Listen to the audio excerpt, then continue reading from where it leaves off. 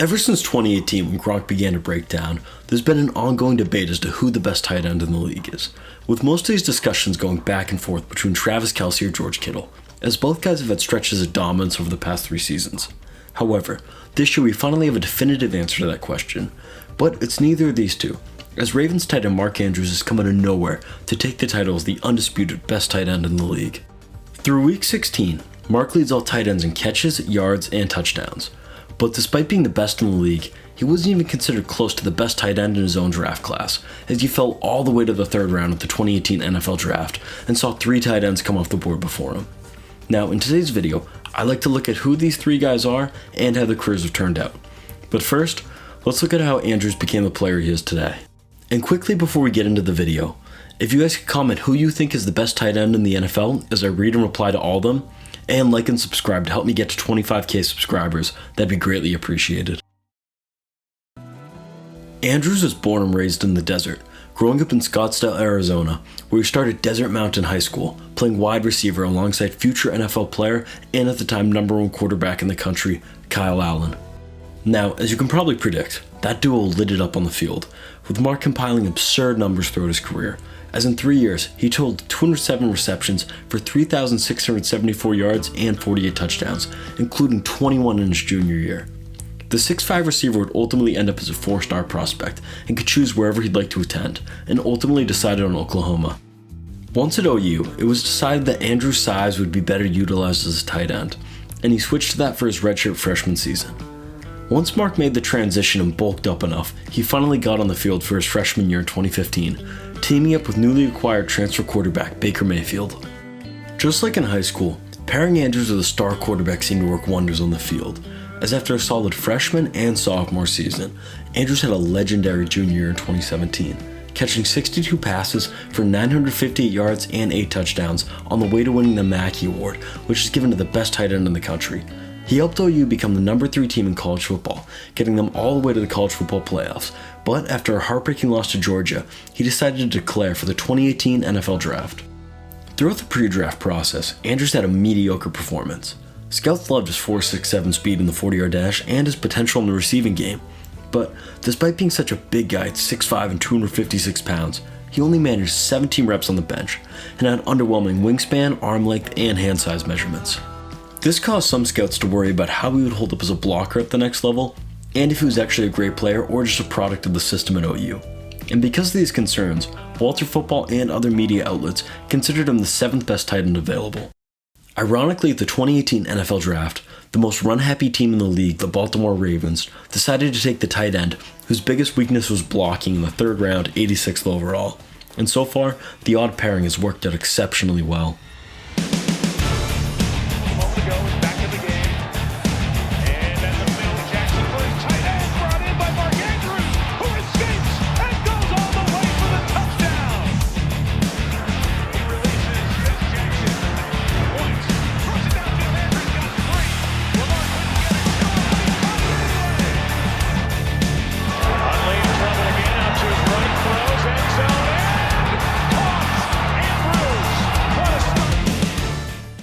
Since his rookie year in 2018, Mark has been a beast.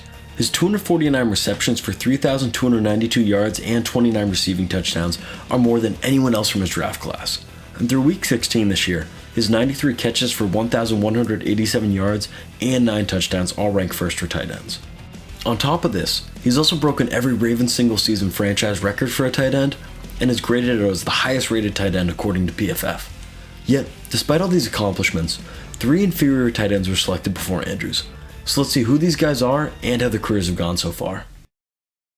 So for the first tight end drafted before Mark, we have Hayden Hurst, who was ironically drafted by the same team as Andrews, 25th overall. Hurst didn't take the typical route to the pros.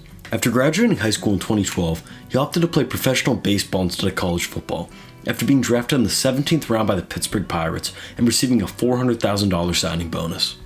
But once he reported to the MLB, he developed a terrible case of the yips and went from one of the best pitching prospects in high school to not even being able to hit the catcher over the span of 3 years.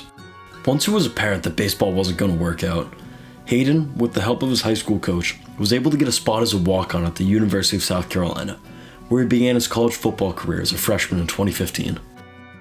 In his 3 years at SC, Hurst was an okay player, totaling 100 catches for 1,281 yards and 3 touchdowns there. However, scouts weren't concerned about these alarmingly low numbers, and were more focused on his potential due to his 4.6 speed, ability to easily outrun safeties and linebackers, and how he excelled as a blocker, leading to most outlets to consider him the best tight end available. Potential is kind of a weird word to describe Hurst though, as it seemed as though he already hit it, considering the fact that due to his late college start, he'd be 25 years old as a rookie, the age that most players are when they're already on their second contract. But despite these age concerns, the Ravens still made him the first tight end off the board. So far throughout his 4 years in the NFL, Hayden has been fairly underwhelming. After being outshined by Mark in Baltimore in his first 2 seasons, he was shipped off to the Falcons in 2020, where he was finally able to show off what he could do when as a starter he put up 56 catches for 571 yards and 6 touchdowns. But despite his solid 2020, he's been unimpressive and injured throughout 2021, and the Falcons have already brought in Kyle Pitts to replace him. The reason that Hurst never really panned out is because scouts were projecting him to grow and improve off his play at USC. But due to him already being 25, there wasn't really a lot of room to grow, and he was never able to take his game to the next level.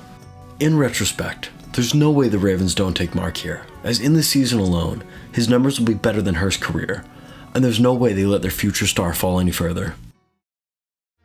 So for the second tight end before Andrews, we have Mike Gesicki, who was taken by the Dolphins 42nd overall. Gesicki spent his college days in Happy Valley, where he had quite the storied career. After a quiet freshman and sophomore year, Mike took off as an upperclassman in his junior and senior year, putting up great numbers, and even earned consideration for the Mackey Award the year that Andrews won. Gesicki's scouting report reads extremely similar to Andrews, as he was considered a guy with a big frame, who had great athletic ability and speed, who also had concerns surrounding his blocking ability. And similar to Andrews, he's put those concerns to rest and become a real solid pro. After an underwhelming rookie year where he managed only 202 yards, he really came on down the stretch in the second half of 2019 and hasn't looked back since, as he's established himself as one of the league's better tight ends, and he should continue to develop alongside Tua. But despite how solid he's been, there's no way Miami doesn't go Andrews here in a redraft. And for the third and final tight end, we have Dallas Goedert, who was taken 49th overall. Dallas certainly doesn't have the usual origins of an NFL player, as he's from Britain, South Dakota, a town so small that they play 9-on-9 football on an 80-yard field, and because of that, he received minimal offers coming out of high school, and had to walk on for the South Dakota State Jackrabbits. Due to Goedert's walk-on status, he played sparingly in his freshman and sophomore years. However, 2016 and 2017 was a different story, as Dallas put together 2 exceptional seasons with 1,000 yards in each and 18 touchdowns over that span. And combined with his viral one-handed touchdown catch against Drake, Goedert had got himself onto the radar of the NFL scouts and earned himself an invite to the NFL Combine. Despite playing at a relatively small school, the scouts fell in love with him due to his ability to not only make spectacular catches, but with how effective he was with the ball in his hands after the catch, leading to Pro Football Focus to consider him the best tight end available, a testament to how good of a player he was coming out, considering how small his college was. The Eagles recognized that talent and decided to pick him up in the second round to create a lethal tight end duo with him and Zach Ertz. But it didn't work out that way, as within a few seasons, Dallas gradually improved, and before the Eagles knew it, he was already better than Ertz, which led to the Eagles to place their faith in Goedert and to trade away a franchise legend in Zach. And so far this season, Dallas certainly hasn't let the Eagles down. In 2021, he's had 50 catches for 759 yards and 4 touchdowns so far, and he still has 2 games left, so he should finish with career highs in every category, which has earned him a 4-year, $60 million contract, cementing himself as one of the league's best tight ends. PFF definitely hit the nail on the head when they said that Goedert is a weapon before and after the catch, as he has had some exceptional highlights and is a great player.